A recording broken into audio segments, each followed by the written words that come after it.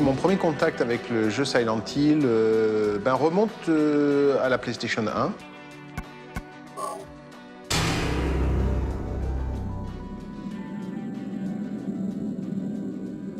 Je me souviens l'avoir mis sur la console, commencer à jouer, et à un moment donné, je me souviens que je m'étais levé et j'avais éteint la console d'une manière pratiquement compulsive pour arrêter ça. Tellement j'avais trouvé le jeu prenant et, il faut quand même dire le mot, extrêmement désagréable. C'est-à-dire désagréable par l'ambiance, par le climat en fait psychologique particulier du jeu.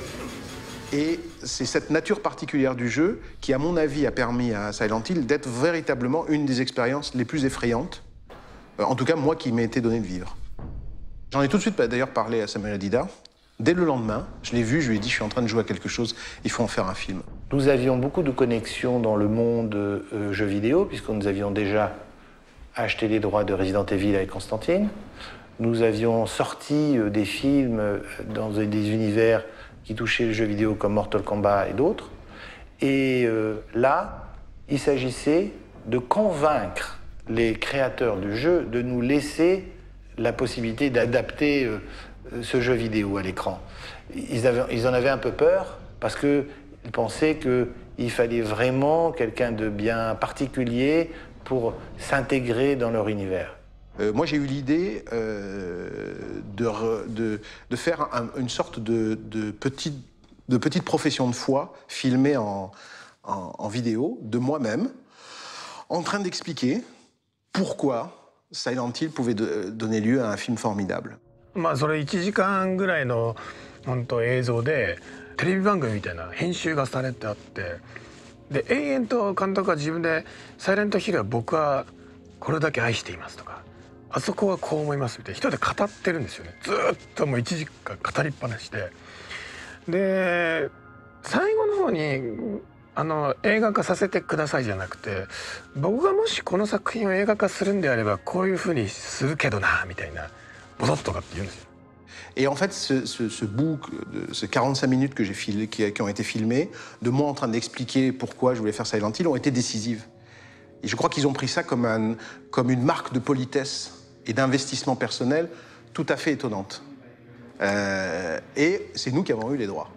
Konami, lorsqu'on a fait le deal avec eux, ils ont approuvé Christophe en tant que réalisateur, mais ils avaient une deuxième période d'approbation, c'était ils avaient approuvé l'histoire. On a d'abord avec Nicolas Boukrieff, parce que c'est avec Nicolas Boukrieff que j'ai commencé en fait le travail d'adaptation, parce que Nicolas est mon plus vieil ami, c'était un gamer, c'était un grand fan de Silent Hill, et c'était un réalisateur lui-même. Donc j'ai trouvé que c'était intéressant dès le départ d'inviter un autre metteur en scène à venir m'aider dans ce travail qui était pour moi un peu ardu, qui était comment transposer un jeu vidéo en film.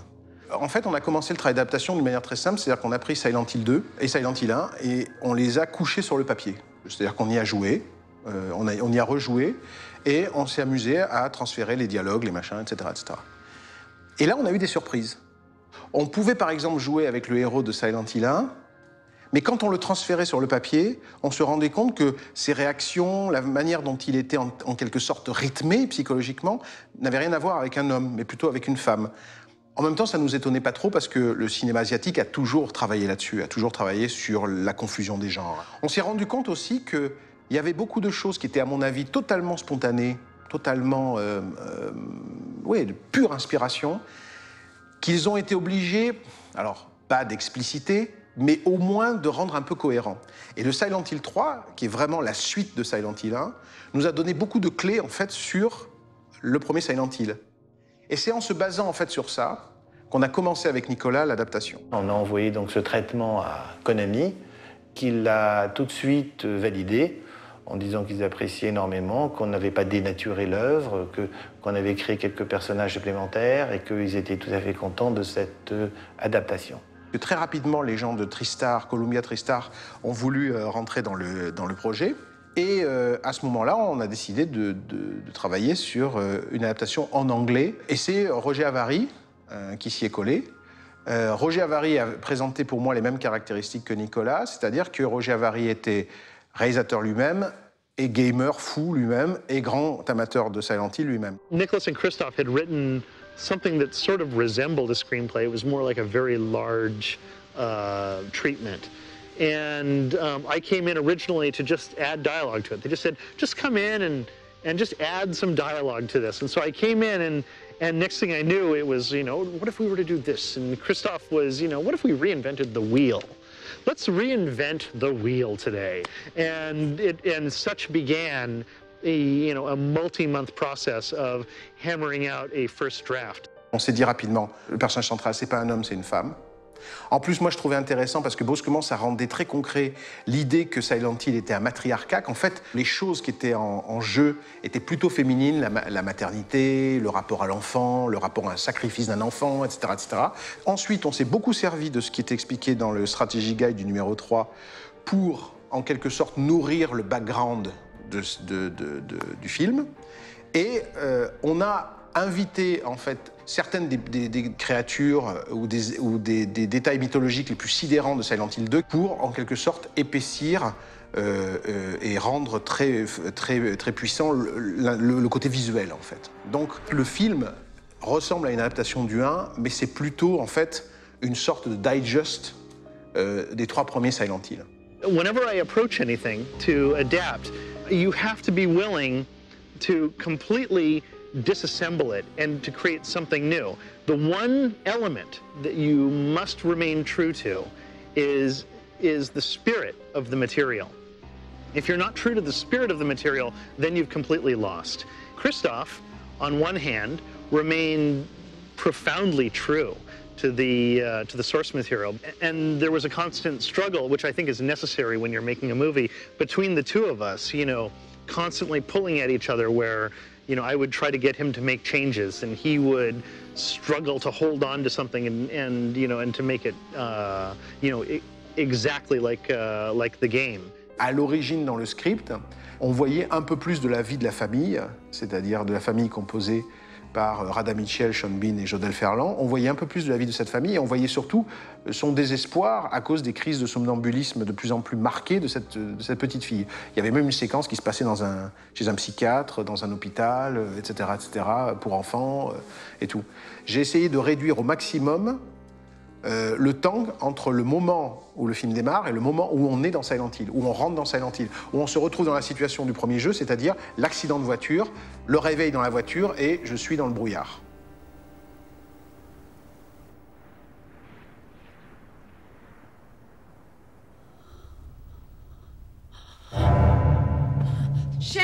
Sony avait un système d'approval aussi pour s'impliquer et acheter les droits de Silent Hill sur les États-Unis. Ils avaient donc le metteur en scène approuvé, Christophe, qu'ils ont approuvé, l'histoire qu'ils ont approuvée, comme Konami, et ils devaient approuver aussi le cast principal. Nous avons rencontré plusieurs actrices, et Radha Mitchell était celle qui dégageait le plus et qui avait l'approbation générale. You have to like her, you have to feel for her, you have to sympathize with her, and then you have to root for her as she goes through Silent Hill searching for her daughter. And Radha really possesses those qualities uniquely in the role. Et c'était une actrice, c'était pas une actrice de film de genre, c'était pas une actrice, c'était une personne qui était légitime et qui pouvait être comme cela, imprégnée d'un univers qui n'était pas le sien et qui pouvait comme ça se défendre et qui pouvait avoir des réactions tout à fait naturelles. My name is Jodelle and I play Alessa, Sharon and Dark Alessa. Jodelle a été à l'écriture l'angoisse de Christophe. Dans sa tête déjà, peut-être il fallait avoir des jumeaux, il fallait avoir ceci, il fallait avoir cela. C'était la personne qui allait avoir qui dans sa tête allait avoir le plus de problèmes à être castée. Et je me souviendrai toujours la première fois que j'ai rencontré Jodelle parce que elle est arrivée comme une star, c'est-à-dire qu'elle elle était habillée en rose avec un manteau de fourrure blanc et des lunettes roses. Et elle marchait dans les bureaux de la production en faisant « Où est le réalisateur ? Où est le réalisateur ?» C'était en fait Sophia Loren débarquant à Cinecittà pour voir le réalisateur de son nouveau film. Et je lui dis « Bon, bah écoute, voilà, tu vas jouer, tu sais ce que tu vas jouer ? Oui, j'ai lu le script et tout. Ça te fait pas peur ? Non, c'est super et tout. » Je lui dis « Quand même, tu vas jouer une petite fille qui a plusieurs visages et en plus, tu vas jouer le diable. » Et elle m'a dit ce truc incroyable, elle m'a dit « j'ai toujours voulu jouer le diable ». She's amazing to work with because she has the concentration of an adult. It's really like working with an adult woman. And yet she has the innocence of a child, and you'll see her playing multiple characters in the film, and she does so with incredible ease. C'est une surdouée, c'est une enfant extrêmement étrange, extrêmement passionnante. Je dois même avouer que de toute ma petite carrière de réalisateur, elle est mon meilleur contact avec un acteur que j'ai jamais eu. We needed to have a Sybil who was strong, authoritative, physical, but empathetic and could make all of us care when she eventually will sacrifice herself. Christophe avait vu un film qui s'appelait The Majestic avec Jim Carrey, et il avait remarqué cette jeune fille, Laurie Holden, et notre casting directrice lui a fait rencontrer. Elle était sur le point de partir, je me rappelle, en Chine en vacances, et Christophe l'a appelé, il lui a dit « il faut absolument que je te rencontre ». Et il l'a rencontrée dans le hall d'aéroport juste avant de prendre l'avion. Et il lui a envoyé le script la veille, et il lui a dit « écoute, je veux absolument que tu joues ce personnage, et je pense que c'est tout à fait toi ». At first glance, it appears that Rose is the vulnerable one, and Sybil's the tough guy. But we both go through journeys that are actually diametrically opposed to one another. Rose becomes more empowered and strong and steely as she goes to find her daughter. And Sybil makes a friend for the very first time. She sacrifices her life. She's touched by motherhood, and her heart is revealed. So it's interesting. She becomes more vulnerable as the piece unfolds. Deborah Unger, elle était venue faire des voix sur Crying Freeman. On l'a rencontrée à Vancouver. Il y a eu, je pense, des atomes crochus entre nous qui se sont tout de suite développés. Christophe and I have had a relationship, a professional relationship for nearly 10 years. And I consider him to be, he's a little bit of a guiding light for me because he was present almost in the capacity of a mentor when Crash was proposed to me. And I'm grateful forever for Christophe for encouraging me to embrace Crash. When Christophe proposed to me the idea of being able to work together, I said yes immediately. It actually helps I think, in any film to have one or two actors who are actor magnets. So if you have Alice Krige, if you have Deborah Unger, then immediately the rest of the cast have their performances elevated because they know that these people will turn up on set and deliver fantastic work, and they feel they have to live up to that.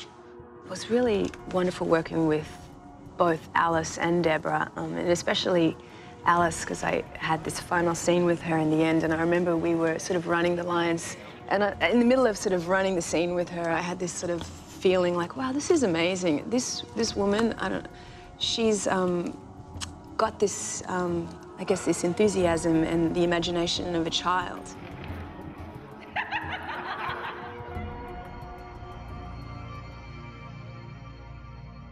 On était une coproduction franco-canadienne. Le Canada a des subventions intéressantes au niveau production. Le look était très proche de ce qu'on recherchait. Le dollar par rapport au dollar américain était avec un taux de change intéressant. Donc il se fait qu'on avait la possibilité d'avoir à l'écran beaucoup plus que ce qu'on pouvait se permettre en finale. Un film d'horreur à gros budget, il va jusqu'à 30, 35. Là, on est allé jusqu'à 40, à cause des décors. Silent Hill was fairly large in the extent that we had to show things in like 3 or even 4 variations. I mean, we had a set sometimes, other than having one look, had 3 or 4 looks. So that kind of made the scope a lot bigger. It meant that instead of having 25 sets, you had 100 sets. So in terms of that scope, it was quite large. Well, the sets are very organic. They're almost living, breathing things. They transform themselves into all kinds of different situations. Because there's the sets in the past when they existed and were relatively fresh and new. Then you have them 30 years later, the product of, you know, dereliction and neglect and everything else. Then you have them in the foggy world where there's a certain benign malevolence to them, and then you have them in the darkness world where they're almost characters in themselves, and that they're sharp and pointy and dangerous and wet and, you know, all kinds of things that can trap and confuse and catch you. Carol Spear, elle est la production designer de David Cronenberg. Et elle est le production designer de 2 films que j'adore par-dessus tout, qui sont Mimic, le film de Guillermo del Toro, dans lequel j'ai pêché mon chef opérateur Dan Losten, et La Ligue des Gentlemen Extraordinaires.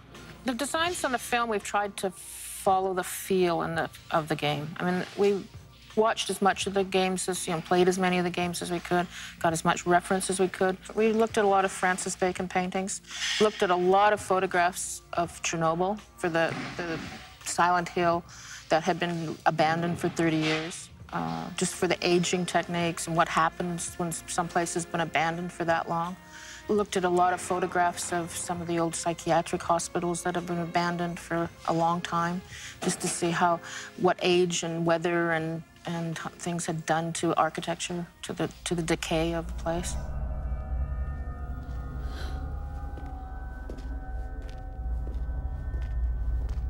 One of the first things Cheryl Spear said was that the town of Hamilton outside Toronto had a lot of street environments that were reminiscent of things in Silent Hill. So very early in the progress of this production, I came to Toronto, met with Don Carmody, met with Carol Spear, and we went to Hamilton to have a look. And I looked at the street that she was pointing to and thought, yes, this is Silent Hill already.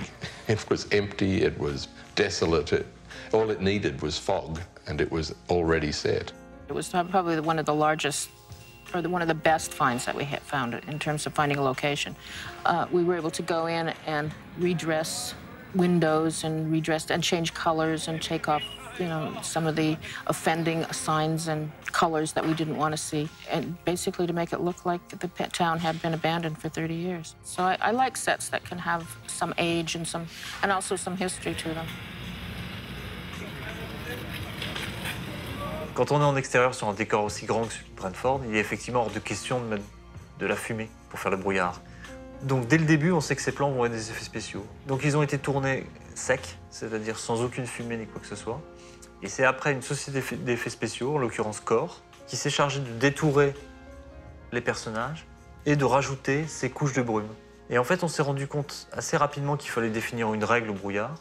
Et la règle était simple, plus on s'éloignait de la caméra, plus le brouillard était dense. Core a eu aussi à rajouter des cendres. Et pour que le brouillard ait de la vie, les cendres ne pouvaient pas juste être immobiles et tomber droites. On s'est rendu compte qu'il fallait mettre un léger vent. Ça leur permettait de leur donner une personnalité, d'épouser les mouvements de caméra, parfois de toucher les personnages. Toutes ces animations subtiles sur les cendres ont permis de donner une vraie vie au brouillard.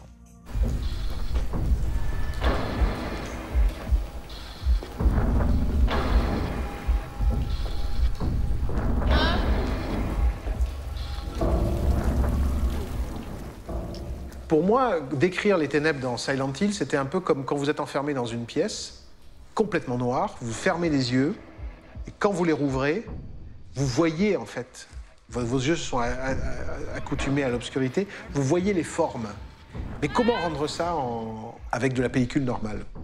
Très rapidement, je me suis dit qu'il fallait tourner des scènes dans les ténèbres du jeu, qui représentaient un tiers du film, hein, en vidéo de définition. Et quand j'en ai parlé avec mon chef opérateur, qui lui avait bien l'intention de tourner tout en pellicule, il m'a dit il en est hors de question, la vidéo c'est pourri, ça donne jamais des bons résultats, etc. Et moi je me suis un peu entêté, je lui ai dit écoute Dan, on va faire un truc très simple, on va faire des essais. Et pendant une semaine, on a tourné dans des bouts de décor, des essais, où on alternait la pellicule et la vidéo de définition. Donc on tournait des scènes avec à la lueur d'un briquet, un briquet sur un visage, un briquet, quelqu'un qui avance, etc., etc. Et il faut admettre que le résultat a été plutôt probant à l'avantage de la vidéo de définition. La pellicule ne tenait pas du tout. Le grain montait très rapidement. Plus on essayait de descendre, plus la pellicule, à tout moment, pouvait cracher. Et par contre, la vidéo, aucun problème, on pouvait baisser, et on avait toujours la finesse du détail, etc., etc. Donc, Dan a dû se résoudre à tourner le film en partie en vidéo de définition. Et à l'arrivée, je crois qu'on a un film qui est intéressant parce que là aussi, à sa façon, il est hybride aussi à ce niveau-là. C'est-à-dire qu'il est à la fois en pellicule et en vidéo de définition.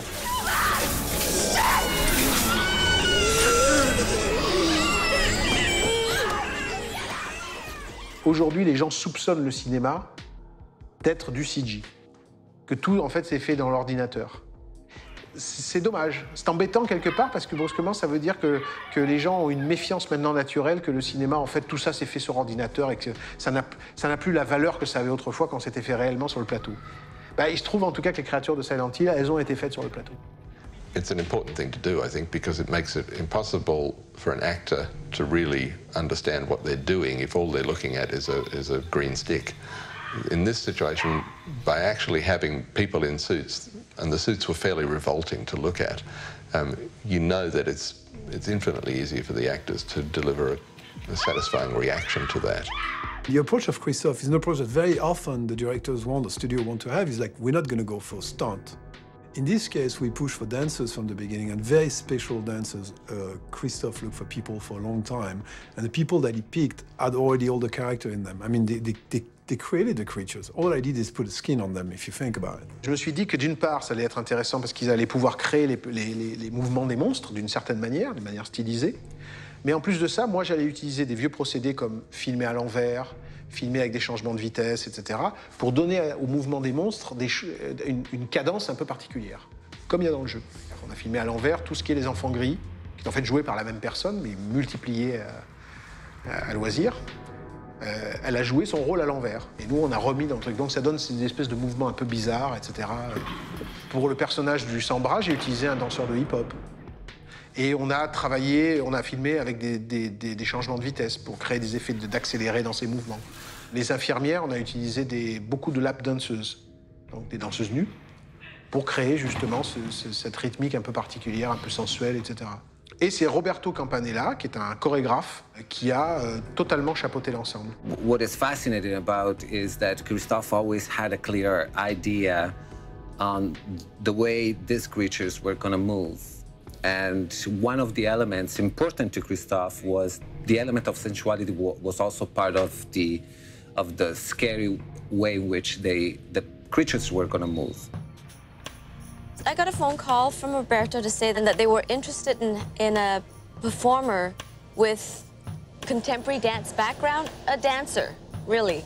And they were concerned about size, because they really wanted, I guess, a child-sized person. When we put the video in for Christophe to see, without me saying anything, not even giving an opinion, he picked Yvonne instantly. But we love your audition.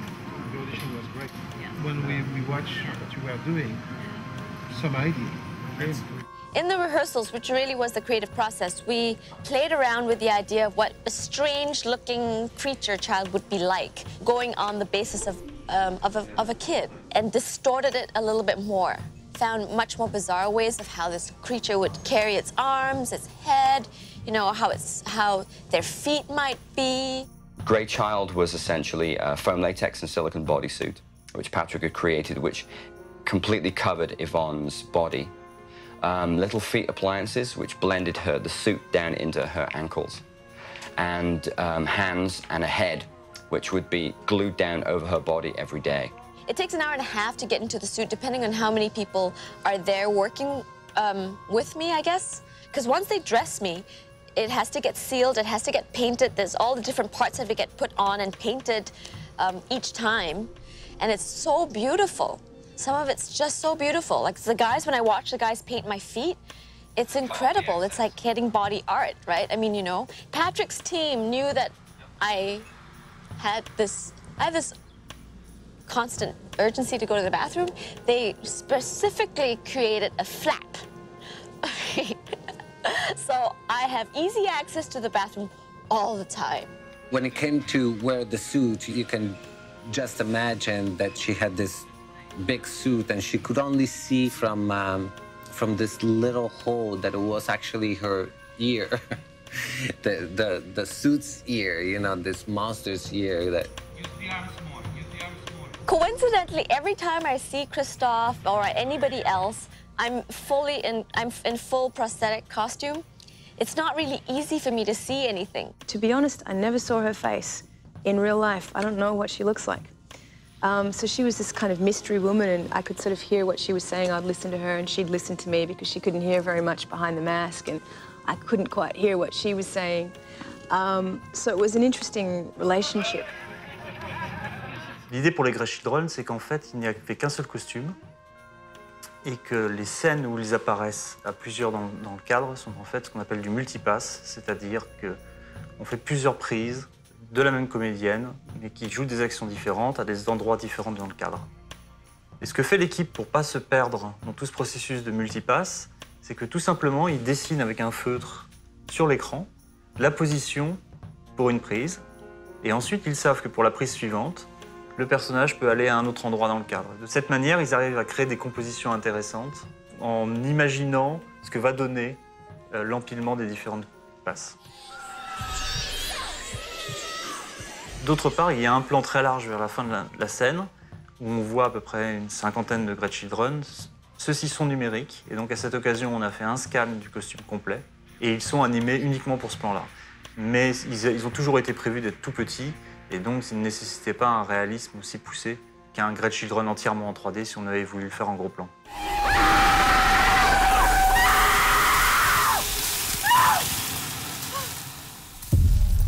Une des choses les plus importantes sur Silent Hill, c'est le son.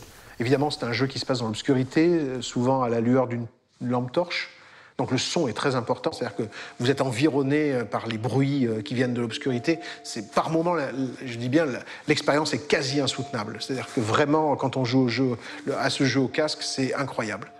Pour réaliser le son du film, j'ai fait appel à Nicolas Becker, qui est pour moi le meilleur ingénieur du son européen d'aujourd'hui.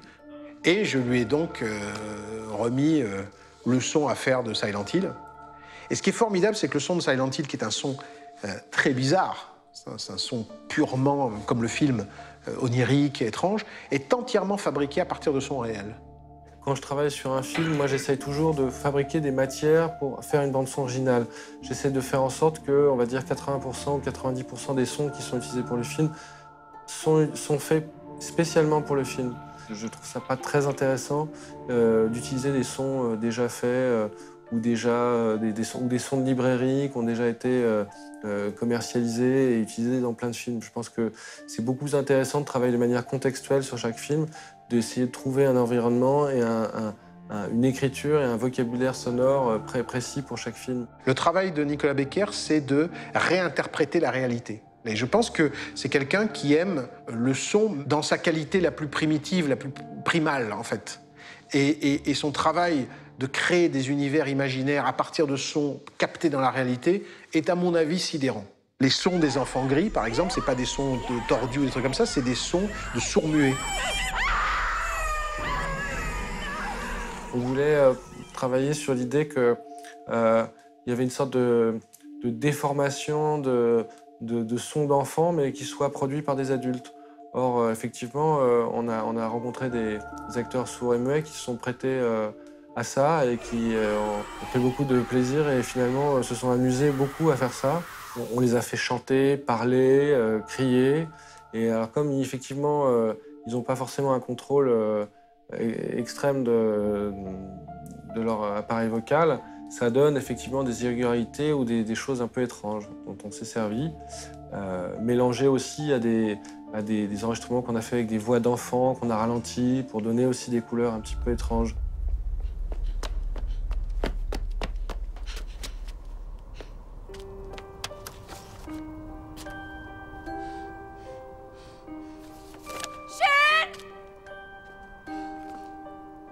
Silent Hill ne pourrait pas exister sans la musique d'Akira Yamaoka. C'était même pas possible dans ma tête.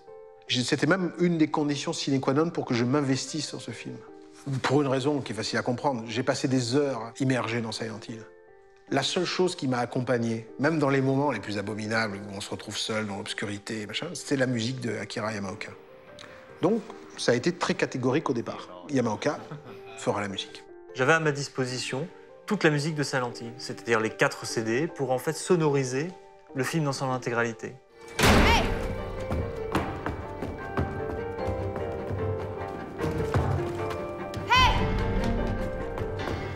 Le problème, c'est que le film était une coproduction franco-canadienne. Il a fallu rapidement qu'on dise, il va y avoir un compositeur canadien. Et donc on a fait appel à Jeff Dana, qui a eu l'humilité de travailler avec le matériau d'Akira et de nous la réadapter pour l'image. Par exemple, on a choisi un thème qui, je crois, est de Silent Hill 2 pour Alessa, et il nous en a fait 3 variations. Et puis surtout, il a fait un gros travail pour unifier tout cet ensemble, puisque les morceaux que j'ai sélectionnés pouvaient venir du Silent Hill 1 qui date maintenant de 99, ou du dernier Silent Hill The Room qui était sorti en 2004. This place is completely cut off. We got no idea what's going on. Hey! Hey, you up there! We decided to build the mountain road in the studio. To shoot on a real mountain road would have increased our shooting time probably by 3 times. We built it because so we wouldn't have to do all those CGI shots putting in fog, and the only way to guarantee that we could control the fog was to build it indoors. So that's why we built it. Aside from that, it just looks like a mountain road, and most audience members won't realize that it's an interior set. We spent, I think, about 8 weeks building the side of the mountain and then putting a road in and asphalting it.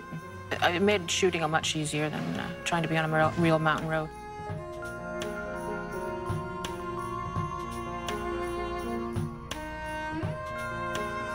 I'd like now to introduce you to my favorite character on set. This is my unborn fetus. Now, I'm not afraid to say I have a lot of love for this guy. We had to audition with our hands behind our back and just, I don't know, move around, hit the floor.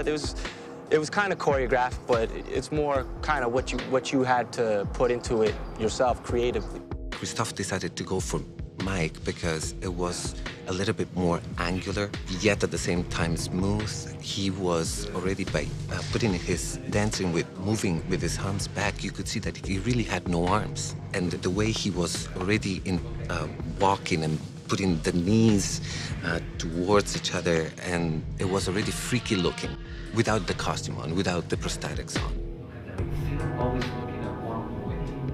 It's weird rehearsing for it because you gotta keep in mind that you're not gonna have any vision. So really, sometimes you gotta do it with some kind of a blindfold on or whatnot, and we just tried a lot of different things. You know what I mean? We had to try the moves jumping, we tried it twisting, we tried it running, we tried it falling. If I'm being shot, like how am I gonna do that? We rehearsed a lot, and we probably used maybe not even a quarter of it. You know what I mean? Just to be prepared for anything. Shoot it!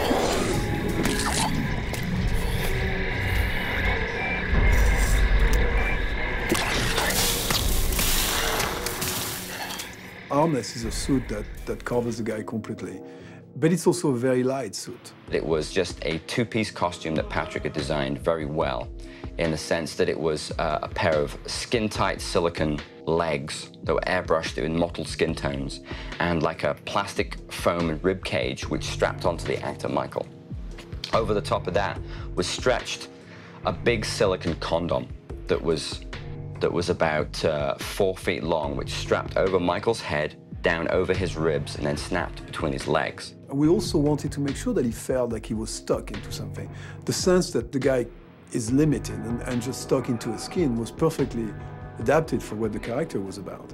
He had a few names, little nicknames on set by the crew. My favorite one was Trojan Man, because he looked like a big rubber condom. It's uncomfortable, really. If you really break it down, it's uncomfortable. Breathing is also hard in the costume. It's what they do is they put a helmet on me, and it comes with a mouthpiece with an air tube that goes through my bodysuit and out the back of my suit. So really, I can't really breathe with my nose. It's all like that. Holy shit! But you can't see out of this? No. Considering I have no vision whatsoever, they pretty much take me and put me everywhere I gotta go. Of course, if you don't see anything, it's already difficult to walk. You can just imagine to dance and big movements in a very crooked way. Well, working with Roberto it's more like direction than anything. He tells me what to do, how low to go, and just puts pictures in my head that really help me get the acting across. You really got to count your steps and really know your surroundings, or you could get really, really, really hurt. The other way. There you go. Now straight ahead. Say I'm walking forward, I turn around and somebody shoots me, and so it'd be like 3 steps this way, turn around, get shot, and it's 3 little chugs backwards. His chest was, how can I put it? It wasn't a rectum, and it wasn't any parts of a female's anatomy either. It was kind of a mixture of every orifice you have thrown in together into one hole. Donc le Harmless en lui-même est déjà un personnage très très étonnant, mais on s'est rendu compte avec Christophe qu'il était encore un peu trop humanoïde, notamment le torse était quand même très large.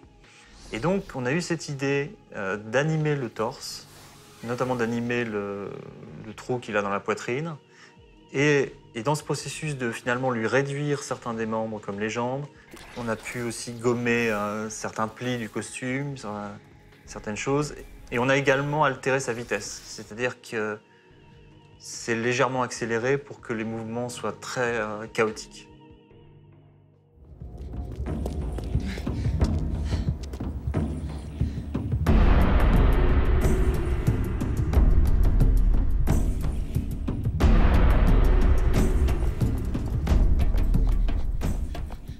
Christophe loves costumes. It is so exciting to work with a director that really loves costumes. Not all directors do. I mean, they're a fact of life for them, but they don't really love it. Je sais que je suis totalement obsédé par les détails. Je dois être absolument fétichot au fond du fond. C'est quelque chose que je tiens je pense, de mon amour de Hitchcock, qui a toujours aimé altérer au fur et à mesure, créer un effet subliminal sur des glissements de couleurs, etc. J'ai toujours été passionné par son travail sur les couleurs, notamment. So every step of the way, Christophe is involved and wants to know what's going on and brings ideas and he listens to ideas. Comme Wendy connaissait très très bien Carol Spear, là aussi elles avaient travaillé ensemble plusieurs fois, notamment sur les films de Guillermo del Toro, on a décidé de travailler les costumes et le décor en parfaite concordance. Pour réussir ce coup-là, j'ai imaginé que la tenue que porte Radha Mitchell au début du film va subir une évolution. So Rose, who's our leading lady, who only has one outfit through the whole film. In fact, her costume takes up 3 whole sections of our truck. She has almost 100 versions of this outfit. Her costume moves from quite a warm chocolate brown all the way through to a completely neutral gray and ends up at a blood red rust version. Pour moi, ça fait sens parce que Radha Mitchell, étant plongée dans l'univers de Silent Hill, est progressivement altérée dans son jugement. Donc, elle a été influencée par Silent Hill. Donc, elle est en quelque sorte imbibée par Silent Hill. And between any 2 of the changes, the incremental change is so small that, and with the sets being so dark and so light, backwards and forwards, you can't see the incremental changes. C'était pour moi une sorte de tour de force de la part de Wendy. Ça a rendu la production folle. On était prêt à tourner, Wendy arrivait et disait « Mais c'est la robe numéro 34 qu'il faut utiliser dans ce plan !» Je me rappelle la production « Arrêtez, arrêtez avec les robes, arrêtez !» Je veux dire « Non, là c'est la version 56 !» C'était complètement dément. Ça se rajoutait à la complexité naturelle du film avec tous ces bouts de décor, ces gens qui passent d'une dimension à l'autre. En plus, il y avait 70 robes différentes.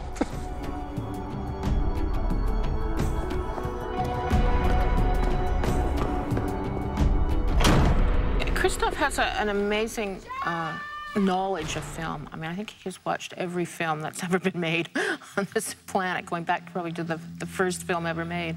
And he remembers them all, and he remembers the characters, and he remembers the set designs, and he can just say, oh, we should do something like what happened in us, and he'll rattle off 3 films, and you'll go, oh, make little notes and say, I better watch those, I can't remember them. And that knowledge, he just puts into play when he's making his films. And he has a very good sense of when he's working with his storyboard artist. I mean, when he's working with a storyboard artist, I mean, he could make these incredible comic books with them. Just everything is, all the detail that he wants is in his storyboards. And you just have to look at that and you know pretty much what he would like to see. Je suis pas storyboarder de métier, je suis dessinateur, illustrateur. Je fais de la BD, je fais un peu de tout dans le domaine du dessin. Maintenant, le storyboard, c'est Christophe qui m'appelle dès qu'il a un projet. Parce que aussi, on a, au fil des années, développé un univers commun, un langage percutant au sens où, à chaque réunion, il n'y a plus besoin d'explications de sa part, en tout cas, pour que je traduise par le dessin ses visions. Le production designer arrive sur le film, et quand il voit les storyboards et qu'il voit les chorégraphies de plans très particulières, les axes, les angles qui ont été trouvés, il ne peut que suivre en fait le schéma imposé par les storyboards. Le film était tellement compliqué, c'est-à-dire qu'il faut savoir, c'est qu'il y a des axes que j'ai tournés un jour et le contre-champ a été tourné 3 semaines plus tard. Parce que c'était que des bouts de décor qu'on construisait, qu'on assemblait, etc. C'est-à-dire c'est un univers fou qui est entièrement artificiel. Et pour pouvoir réussir ça, parfois on ne pouvait pas tourner simplement à 360 degrés. On ne pouvait pas se permettre de construire tout. Donc ça, c'était imposé par le storyboard, parce que le storyboard, c'était notre fil d'Ariane à travers le film. The school was interesting. It was fun to do because we cheated so much with the school. We actually had a school location, but the actual layout of the real school and the layout of the school that we shot were 2 different things, and we were cheating rooms that were corridors and rooms that were supposedly off of one another. Some parts of the school were in other buildings. It was a bit of a puzzle putting it all together while we were shooting.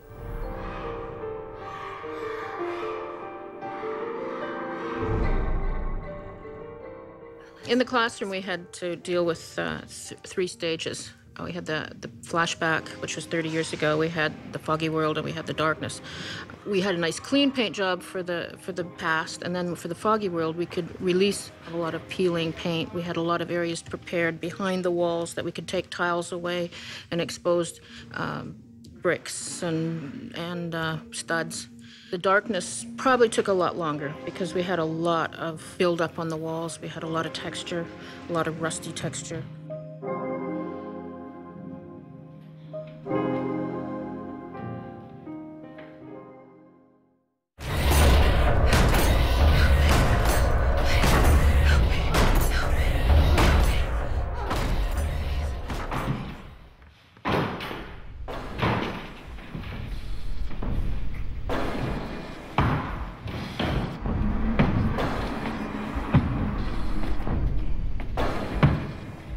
These are our miners that we have in the show. There was an intention to make them as scary as possible. Everything that we used were things that existed in their environment somewhere. So things like the braided chain. There would have been lots of chain in this. There was a mining town, and there were lots of different shapes of helmets, and the gas masks, and some of the gas masks we turned inside out, and it made the eyes bulge in a peculiar way, which also sucked down into the face, so it had that carved-in face feeling, which is one of the things that gives it a very skull-like. And then when they're all on the actors, and the wrists and ankles and waist are all belted in really tightly, they look like they're 100% protected from the bile that spews forth from the creatures. We actually did acid tests on this material, and the acid didn't touch it, which was an interesting sidebar. And that's exactly what the material was supposed to do, was to protect them against the acid.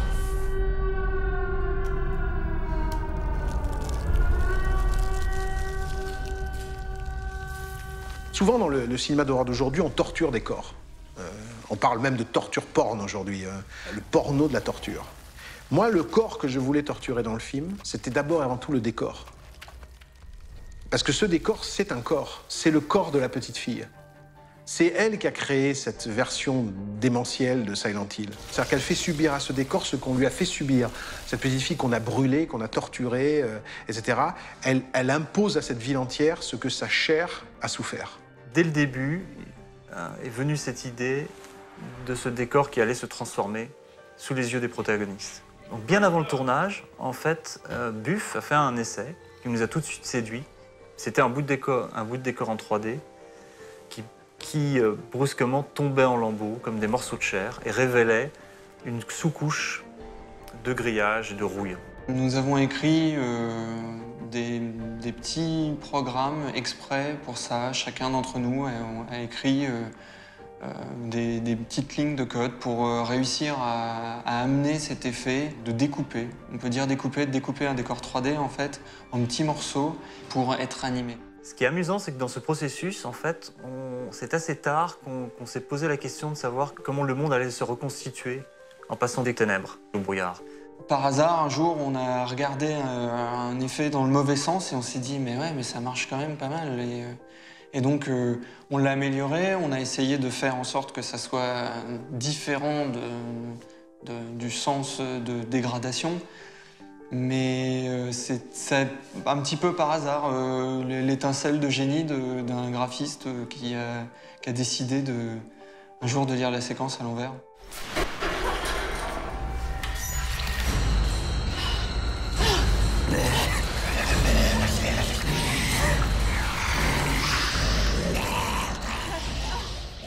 Toutes les créatures qui sont dans le film ont été tirées directement du jeu. Elles sont d'ailleurs des retranscriptions assez précises des créatures du jeu, sauf une que j'ai créée moi-même, qui est mon apport personnel au bestiaire de Silent Hill, qui est le concierge, le janitor comme on l'appelle. In the middle of the shooting of the film, Christophe came up to me and he offered me to also do the fascinating janitor. We sat Roberto down and we said, okay, these are the storyboards. This is the position you have to get into.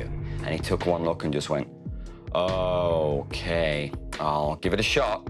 And after a couple of minutes of him falling on his face, we realized he could get into the position, he just couldn't hold it and act in that position. So what we did was we took a cast of Roberto and we created two elements, which was a full-size artificial body of Roberto. Essentially, his legs have been bent back and tied to his head with barbed wire. The other element was Roberto in full prosthetic makeup. The process was to take Roberto's legs and give him a pair of optical green pants, which we call these Kermit pants, because they're bright green. He would lie on the ground, and then a fiberglass plate would be strapped to his back, which had a pair of artificial legs that I created, cast from Roberto. And then the legs would come up behind him, and they would end up essentially about 4 inches, 3 or 4 inches from his skull. Look at that. I think it's amazing. What Christophe meant for the janitor was to be obscene. The only thing that I could really personally use to make it obscene was my tongue. Oh yeah, it's great. Yeah, but not that. Oh yeah. The first time that you put the makeup on is always long. For the janitor, it took us 5 hours, over 5 hours or something like that. First day we shot this, Roberto he's just bursting with enthusiasm. And he's lying on the ground in all this dirty mud with this barbed wire wrapped around his head. And I just leaned in and whispered, just remember you wanted to do this.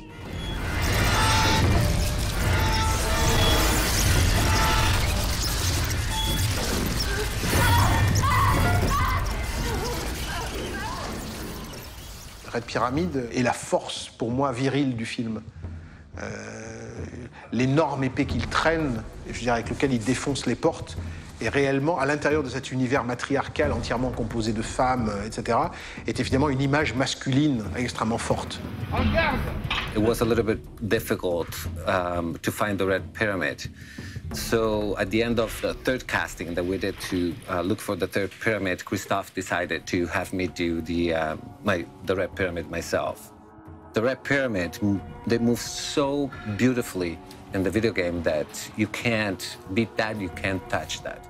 The fact that it was a character that appeared in the game pretty clearly, it was limited how far we could push it, you know, and it's a very iconic character, and on top of that, it's a fantastic looking character. There was not much need to try to do something different.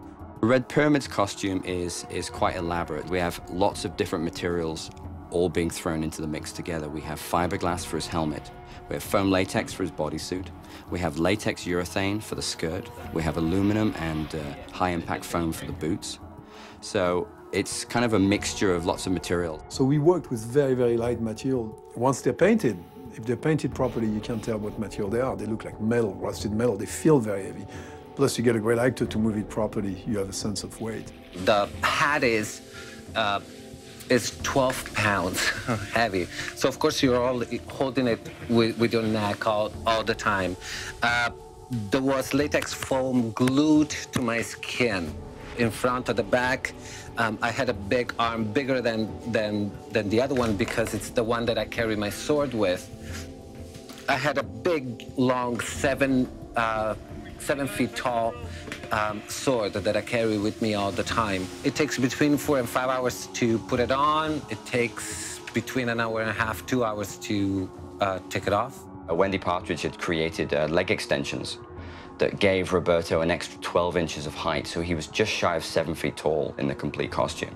With the costume coming back right down over the front of the feet, even though when you see him from behind, it looks like skin and you don't know what it is, but he actually has a boot on that's this, the sole of it's this tall. Roberto had to wear a flesh-colored dance belt, and we also, apart from painting his chest, his arms, and his neck, we also had to paint his bum cheeks and his legs. And all the women on set really liked that character because he had a naked bottom, and you'd see that on set every day. And I remember the first day he was coming to set, everyone's like, have you seen his bum? And so he's really, really scary from the front, but not so scary from the back.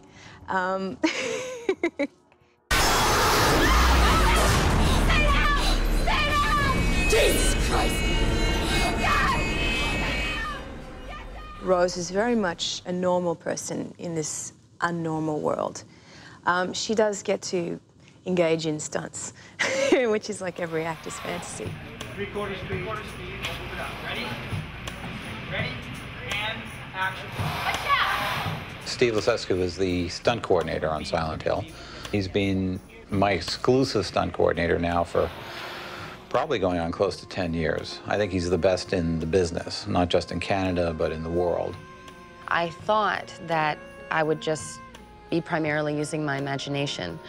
I never anticipated that there would be this huge, throbbing blade that really was up against my neck. Steve Lasescu, I mean, really choreographed me going up against the wall, and it was that far away from the blade.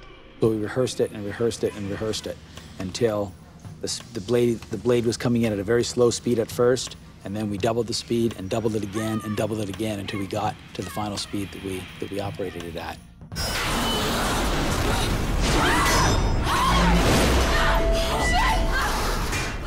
For me, the scene in the boiler room was very much about playing limbo, kind of like at a party playing limbo, because this big sword would come in and over the top of us, and I'd have to like bend back, try not to get my head cut off. And that sort of athletic element of the film was fun, and I think it was something that both me and Laurie really enjoyed doing. And both actors wanted to do it, and we made it safe all the way through so we could achieve that shot again with their faces on the screen as that blade comes through.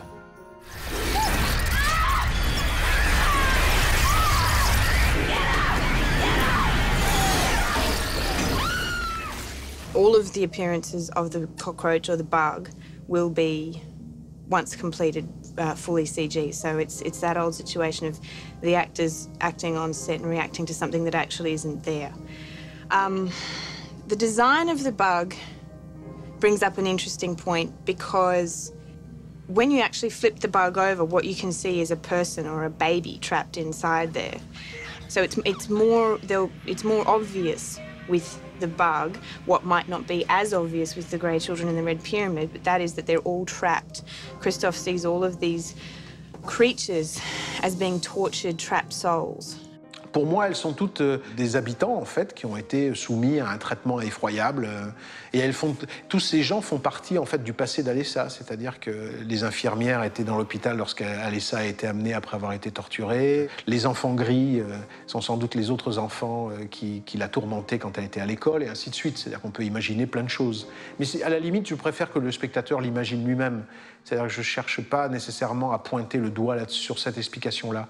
Moi, ce qui m'intéresse, en tout cas, dans Silent Hill, c'est que la ville est peuplée de créatures pas une créature, plein de créatures bizarres avec des formes différentes qui toutes expriment la douleur en quelque sorte, toutes expriment le cri, la douleur. Il y a une chose qui est frappante, c'est que toutes ces créatures ont le cri enfermé ou dilaté. C'est-à-dire que les enfants gris, par exemple, ont une bouche gigantesque qui va jusqu'à leur épaule. L'homme sans bras a un cri, mais sous sa peau, comme s'il était enfermé dans sa propre peau, sous laquelle il essaie de crier, et ainsi de suite. Il y a dans toutes ces créatures une expression de la souffrance qui a été en quelque sorte remodelée par un esprit pervers, en l'occurrence celui d'Alessa.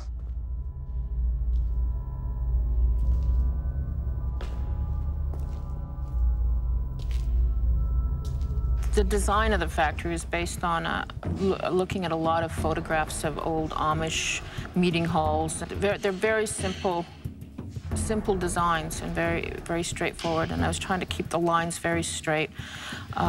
Then we looked for an old factory that was a big, large space with a lot of texture that we could put this meeting hall in the middle. That they had this sort of secret meeting place in the middle of this old factory. So we found the factory and built the whole meeting hall within there. Built it so that it was up off the ground so that we could have a second level below, so that when after the fire and that we could have a big, huge opening in the floor. Then after they finished shooting the meeting hall scenes, we came back in, ripped it apart, tore the hole through the floor, and spent a long time burning wood out in the back of the studio and brought it in and basically created an aftermath of the fire. It was one of the dirtiest sets we worked on. People would come out of there at the end of the day in their white coveralls, totally black.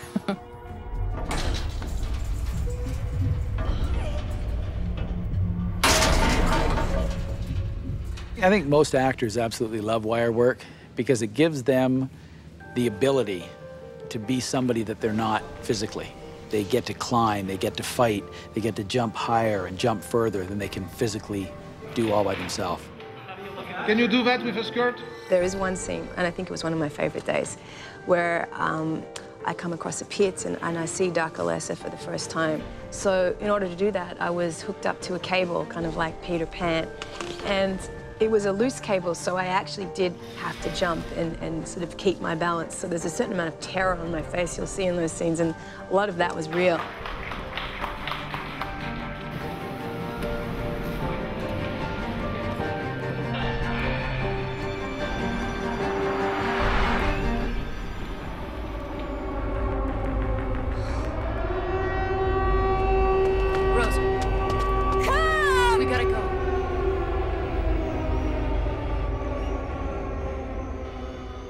The stairs leading up to the church, we had tried to find locations for it, but we just couldn't find what we wanted. So we built in the studio a set of stairs that we then composited the church at the top of the stairs.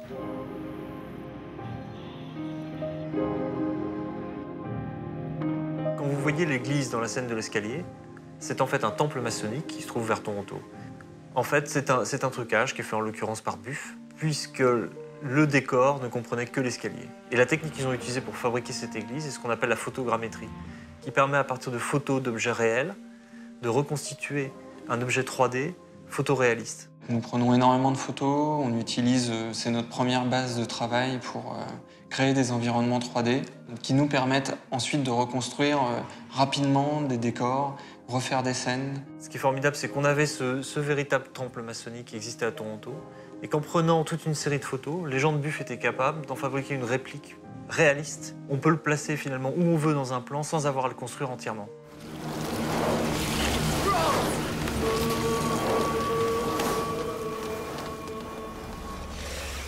Le rapport avec les comédiens sur le film a été variable.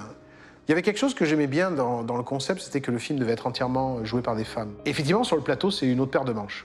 Quand vous mettez que des personnages du même sexe entre eux, eh ben, exactement comme on m'avait raconté que dans les films de guerre, c'était rapidement un concours de taille de bite, là, il y a eu très rapidement un concours de c'est moi la reine, c'est moi la princesse, etc., etc.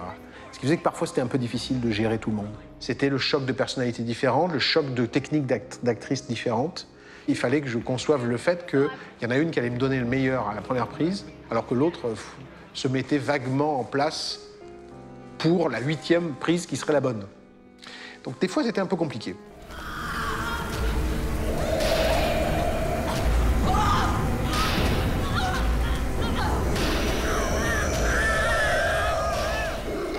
Because of the physical size of Red Pyramid, we want to show his relative size difference to a normal human being, in this case Anna, to be as vast as possible.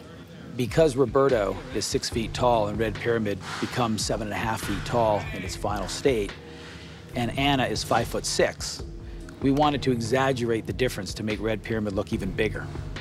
So we picked a much smaller stunt double who's just under 5 feet tall and exact body proportions of Anna.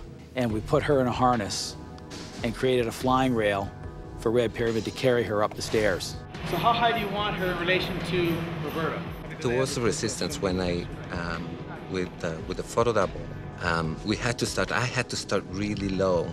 So because I had to be off frame and then come up and then start walking. So I go up, and as soon as I start going up, of course they pull it with me, but there is still resistance, and plus she's kicking and struggling and hitting me, so I have to be as solid as a strong Red Pyramid should be while she's kicking and hitting me, and of course if it wasn't for that cable there was no way that I could have done.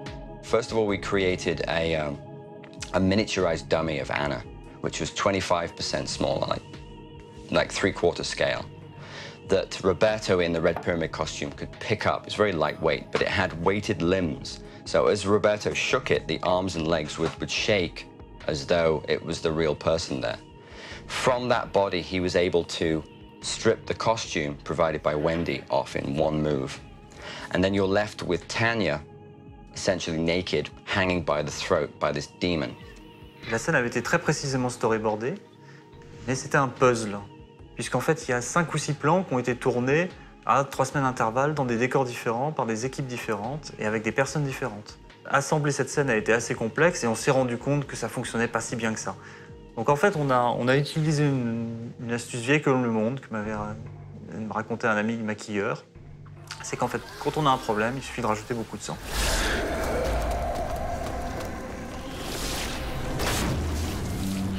Christophe had the idea it would be nice that once her clothing had gone, we would see the Red Pyramid reach in and actually take a handful of her skin, grab it between his fingers and start to pull. So there's a couple of ways I could have done this, but I chose to have essentially a long sleeve t-shirt made in silicone of Tanya's skin. So right down to her wrists, down to her waist and right up to her neck, with full breasts and everything, cosmetically colored to match her skin. They weren't her breasts. We used a body double for that.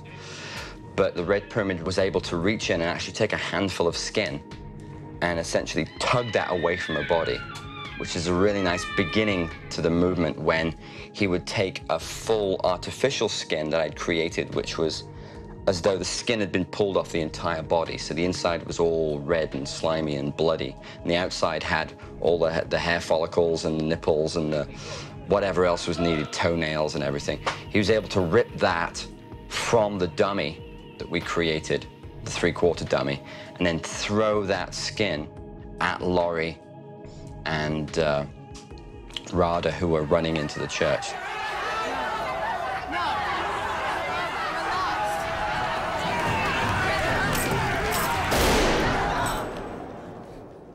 We're standing in the middle of the church right now, church being the climax of the movie, the most important set that we've built. The building was built based on the designs of many churches. We wanted it to be dark. We kept it fairly dark, lots of wood, spacious. It's sort of a real church in the typical traditional layout of a church, but it doesn't have the altar area. Instead, it has the painting of the burning witch. The painting was done by a scenic artist here in Toronto. His name is John Fraser, and he's probably spent 3 weeks working on the painting at night while we were building the set around him. He'd come in as we went home, and he'd put the lights on and paint away. We'd come in the morning and there'd be a little more painted. It's based on a lot of Goya paintings. We've tried to keep it sort of Goya looking in its style. Very dark. We actually took pictures of some of the art department people in some of the costumes of the and painted them into the painting. You probably wouldn't be able to pick them out, but there are a few art department people in there. We used Deborah as the guide for the painting. We didn't want it to be Dahlia, but we wanted it to look like it could have been an ancestor of Dahlia's or Christabella's. No home was left to them. The symbol was based on several archaic symbols. There's a little bit of Druid, there's a little bit of Celtic, a little bit of Christian, a little bit of Orthodox. It's sort of a combination of a lot of things, trying not to make it one specific thing and also trying very hard not to make it an occult symbol. We decided to hang the miners from the ceiling in the church after seeing photographs of of how miners in actual coal mines would store their gear up on pulley systems as they came up out of the mines. They would have baskets with their masks and their work clothes in it. We thought it was an interesting idea and decided to store all of our miners' costumes in the church this way.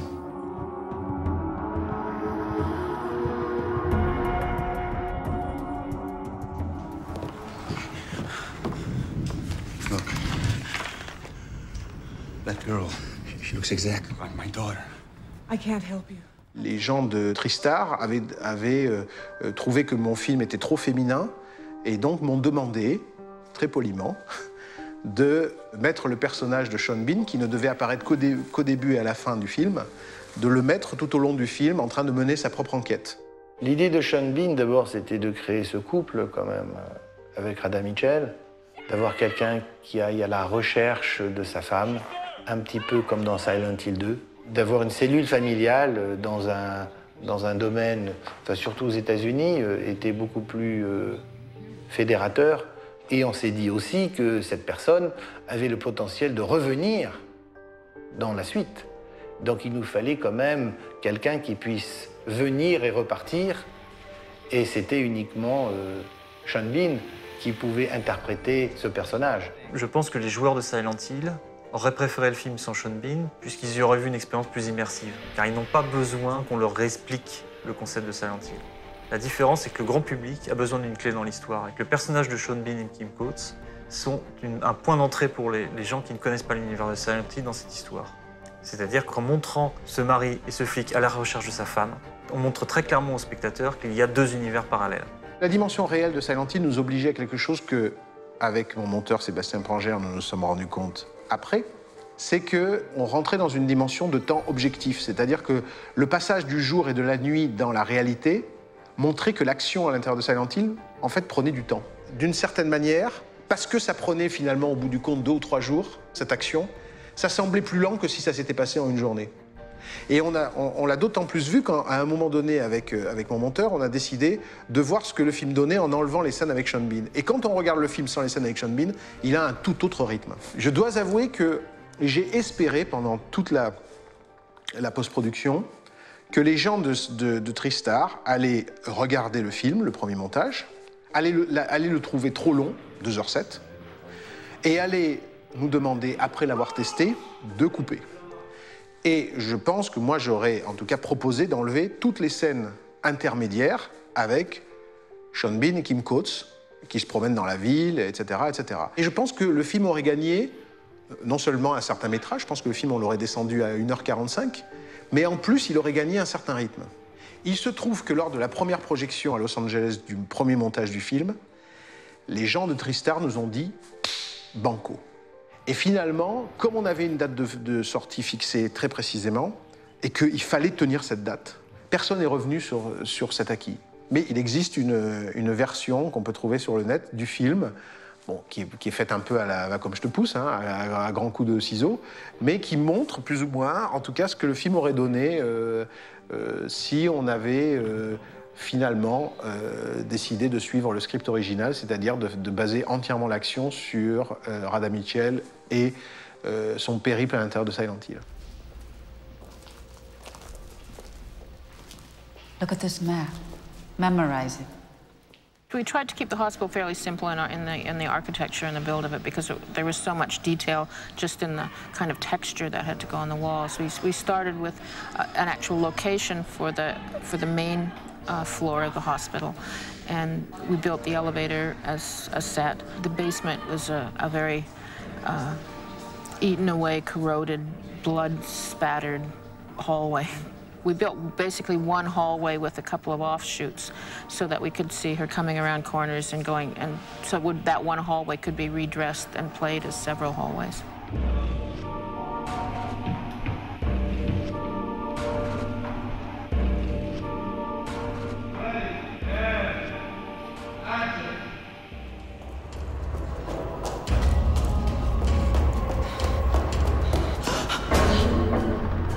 There was a lot of excitement on set when the nurses came because they were en masse, and because there were so many women that looked exactly the same with no faces, it looked kind of like a pack of animals. Just imagine an undead Barbie doll was really the visual element they went for.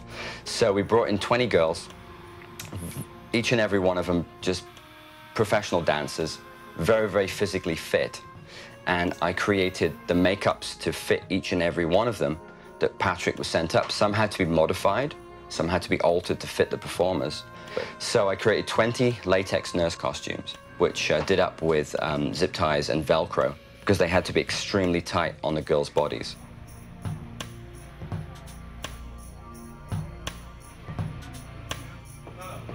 What I tried to do with the nurses was to stick as much as I could with the movement of the video game, the original movement, because it's beautiful in itself. As far as the nurses, we had 20 people that we have never seen before. We only had one rehearsal, and Christophe was in the studio as well, and he knew exactly what he wanted to see. Once again, it was great because these girls were, all of them, not only they're all very pretty and they're all very talented, but they were all very cooperative, and they're collaborating in trying to find things that sometimes just happen as an accident.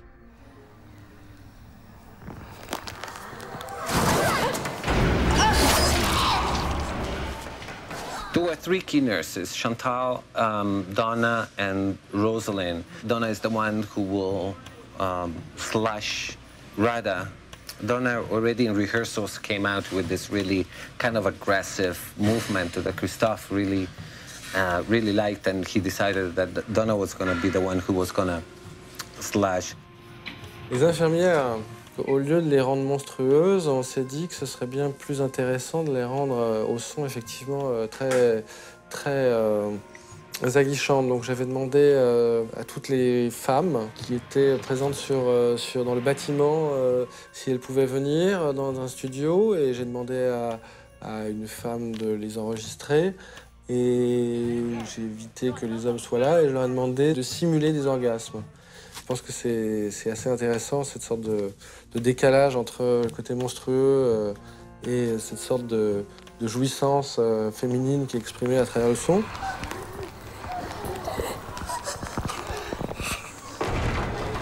Le résultat était assez étonnant, et je pense que les bandes ont circulé assez longtemps. Je pense qu'à peu près tous les hommes du bâtiment auquel on travaillait essayaient de reconnaître et de savoir à qui appartenaient les râles de chaque personne qui avait été enregistrée.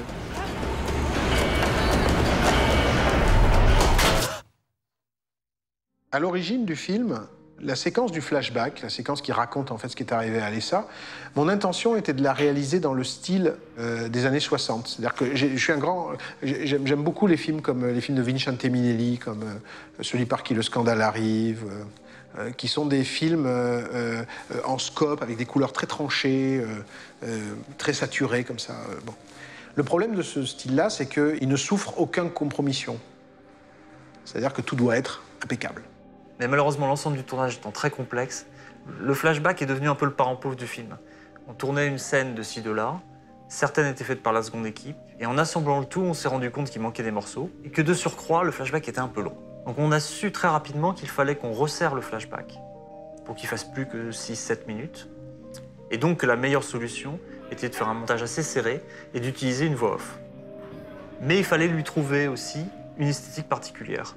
Et c'est à ce moment-là que Christophe a eu l'idée d'en faire un film Super 8 qui viendrait de l'enfer. Et en fait, Sébastien et moi, on connaissait quelqu'un qui nous faisait les habillages sur les produits HK, qui s'appelle Cook Ewo, c'est son surnom. Et on a fait venir Cook à Toronto.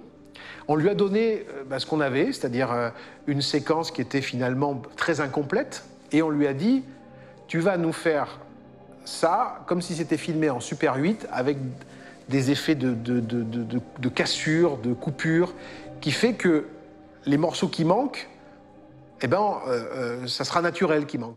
Moi, ce que j'ai essayé de faire, en fait, quand j'ai commencé à bosser dessus, c'était un peu de me placer du point de vue de cette petite fille et d'essayer de faire passer par des effets, parce que là, vraiment, c'est strictement des effets, un peu ses sensations. C'est-à-dire, par exemple, sur une scène de dialogue où la mère parle avec Christabella, au départ, le plan, il est respecté vraiment dans ce qu'il était au début. Et puis, pendant ce que raconte la petite fille, on fait des focus et on se rapproche de plus en plus de Christabella jusqu'à arriver, en fait, sur des détails comme sa bouche. Et des détails comme ça, en fait, qui font que c'est un peu étrange et qu'en même temps, ça reste assez enfantin. L'autre grosse partie du boulot, c'était de rendre ça comme du Super 8, sans que ça en soit vraiment. Donc, ça est passé par prendre du scotch et puis le passer sur la moquette et puis le scanner après et puis avoir des tas de choses comme ça. J'ai pris aussi beaucoup de films 8 mm. Je crois que le truc vraiment le plus important si on veut faire un effet Super 8, en fait, c'est pas le grain, ni les taches, ni le reste. Le seul truc qui marche vraiment, c'est de faire vibrer l'image. Et en fait, c'est pas dû au Super 8, c'est dû simplement à la projection du Super 8. C'est-à-dire que nous, l'idée qu'on se fait du film Super 8, c'est ça, c'est un film qui tremble. Les gens qui voient le flashback ont vraiment l'impression de voir un flashback en 8 mm ou en autre chose, ils ne savent pas, mais ils n'ont pas l'impression qu'on a pris l'image, qu'on l'a triturée dans tous les sens. Et c'est ça qui est intéressant, c'est qu'au final, les gens ne se sont pas posé la question. Je pense que c'était un peu ce qu'on voulait, quoi. Ce que je trouve intéressant, c'est que ça reste un procédé de narration.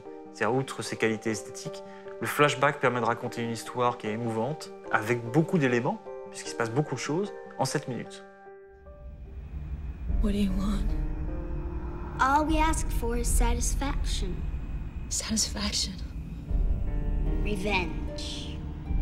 Quand on élabore un concept aussi riche et varié que Silent Hill, à un moment donné, il faut pouvoir le pitcher en un mot, sans rien enlever de sa complexité. Et pour moi, le mot clé, c'est vengeance. C'est-à-dire que Alessa se venge. Elle veut la peau de ces salopards qui l'ont torturée. Et je suis tout à fait d'accord avec elle.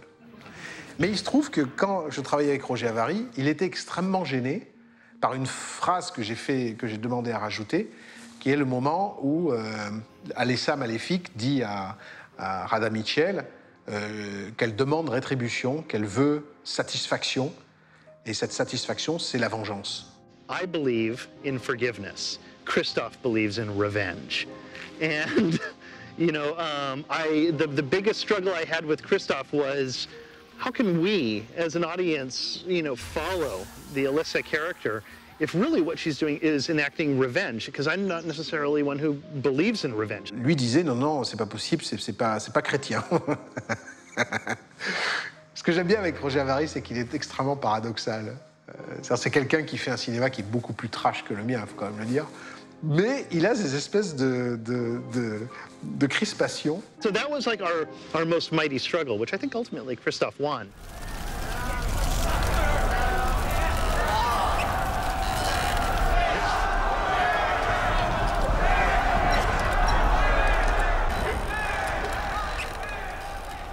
It was absolutely terrifying. It was boiling hot. I was on a 35-foot ladder with a metal harness that was digging into my skin, and they lowered me over a fire. There were metal spikes that were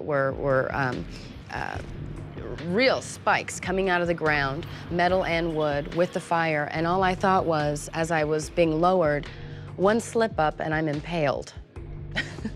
So the terror and the fear and the heat was all very real. Christophe in his mind had said that the final image he wanted of the Sybil character is to have a blissful, angelic face just before she dies. Okay, she's tied to a 40-foot ladder. She's been lowered down over the heat of a huge burning bonfire. and you want it to look angelic. Righty-ho. So anyway, that's my job is to interpret the director's wishes. Luckily, it wasn't as tricky as I thought it would be. So I thought to Christophe, wouldn't it be great if her skin, because of the heat of the flame, her skin darkened, cracked, and then all that nastiness, all that swelling and that blood basically peeled away and floated off, leaving this kind of bleached white skin, as though the first couple of layers of her skin had been stripped from her face. So it was actually a very simple makeup. Essentially, we receded Laurie's hairline with a bald cap, lost her eyebrows with again, plastic eyebrow pieces, and bleached her skin with cosmetic colors, lightened it all up, put like broken capillary veins in there, as though like when you peel the scab off a wound when it's not healed yet, that kind of yellowy, white, pussy kind of color. Very pale, very kind of disturbing. And just relying very heavily on the computer graphics department to find a transition between the two. Ça devait pas être gore, ça devait être esthétique, à la fois esthétique et malsain, un petit peu. Pour nous, ce qui faisait mal, c'était le côté torture, pas le fait de brûler et que tout soit caché derrière les flammes. Ça avait déjà été beaucoup vu et on s'est dit, il vaut mieux que ça soit de la torture. Qu'on voit les premiers instants de la peau qui commence à se craqueler, qui commence à se rétracter. Nous, c'est ce qu'on voulait montrer et c'était important d'avoir cet effet réaliste à cet endroit-là parce que je trouve que c'est quelque chose qui marche vraiment, vraiment bien. Je trouve qu'on a mal pour elle.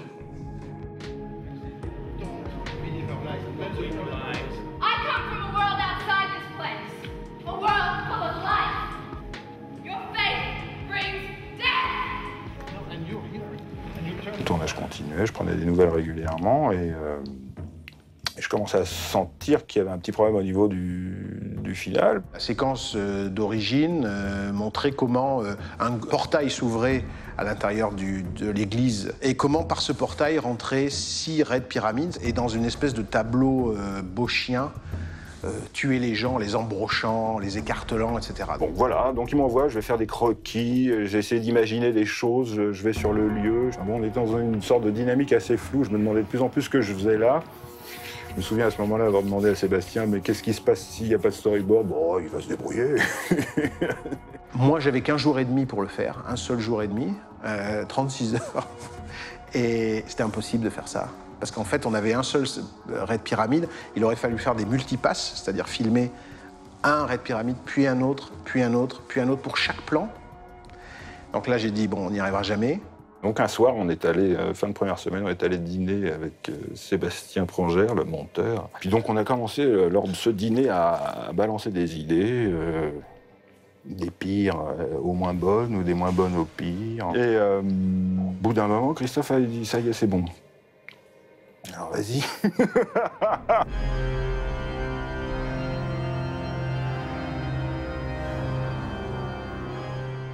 Donc j'ai imaginé très rapidement avec mon storyboarder la séquence qui est aujourd'hui celle de la fin du film, qui présente au moins l'avantage de voir Alessa, le personnage qui a créé en quelque sorte mentalement Silent Hill, d'apparaître. Parce qu'à l'origine, Alessa restait dans les coulisses en quelque sorte. Elle a envoyé 6 raids de pyramides tuer tout le monde dans l'église, alors qu'aujourd'hui elle remonte en fait des enfers sur son lit d'hôpital. Et en fait l'idée du lit vient d'un des boss, d'un des monstres finaux de Silent Hill 2, où effectivement Harry Mason, qui est le héros du jeu Silent Hill 2, doit affronter sa femme mourante qui est dans un lit d'hôpital volant.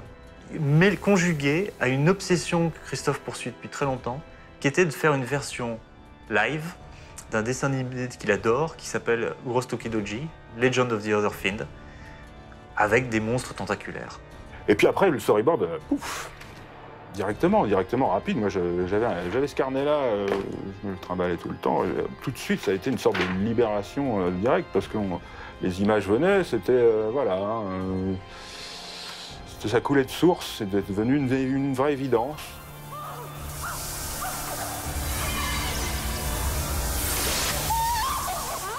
À partir du storyboard, on a déterminé que tel plan allait être fait par la première équipe, tel plan par la seconde équipe. Et donc tout a été tourné assez vite. Et en fait, moi, j'avais la chance d'avoir ma salle de montage pas très loin du décor de l'église.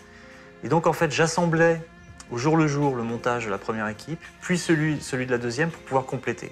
Et donc très rapidement, on a eu un premier montage. Et Christophe a eu vraiment un bon instinct, c'est qu'il s'est aussi dit qu'il ne pouvait pas tourner beaucoup de plans, et donc il valait mieux qu'il tourne des plans larges, et que c'était l'animation des fils de fer barbelés qui allait faire le spectacle. Christophe nous avait donné des références par rapport à ce qu'il voulait, des références plutôt manga. Et donc nous sommes passés d'abord par une première phase de test qui a été présentée pour savoir à quoi devaient ressembler les barbelés, à quoi tendaient les barbelés au niveau esprit, parce qu'il fallait qu'ils soient vivants, indépendants, mais à la fois contrôlés.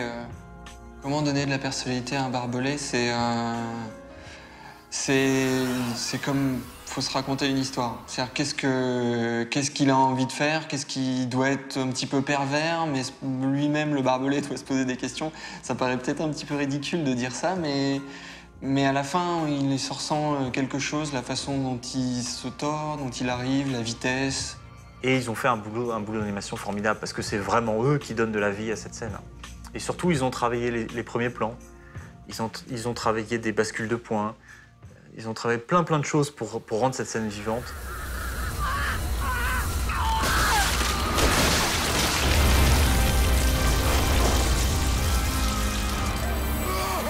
Le film est très violent et très morbide.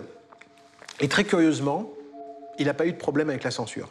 Parce que nous, on croyait que la scène où Sibylle est brûlée sur le bûcher, et on voit lentement son visage être pelé par le feu. La scène, évidemment, où Christabella se fait embrocher entre les jambes par les barbelés. La séquence de l'autre qui se fait déshabiller puis écorcher vive par Red Pyramide. Tout ça faisait que, bon, on allait se taper quelques problèmes. Non. Il n'y a pas eu de problème de censure en Angleterre, alors qu'en Angleterre, ils interdisent tout au moins de 18 ans facilement. Il a été interdit au moins de 14, sans couple. Il a été interdit au moins de 12 ans en France, sans problème. C'est vrai que moi, ça m'a posé un problème. Je me suis dit, est-ce que Silent Hill peut décemment être interdit au moins de 12 ans? Je veux dire, le jeu était célèbre pour son aspect incroyablement malsain. Pourquoi, mon film? Et en fait, je m'en suis rendu compte, quand j'ai lu les comptes rendus de censure, que ce soit le compte rendu de censure canadien, comme celui de français, parce qu'ils revenaient sur les mêmes choses. Ça se passe dans un univers imaginaire. C'est l'histoire d'une femme qui cherche sa petite fille et qui n'est pas armée, qui a juste, finalement, son courage. Pour la censure, c'était des vertus positives.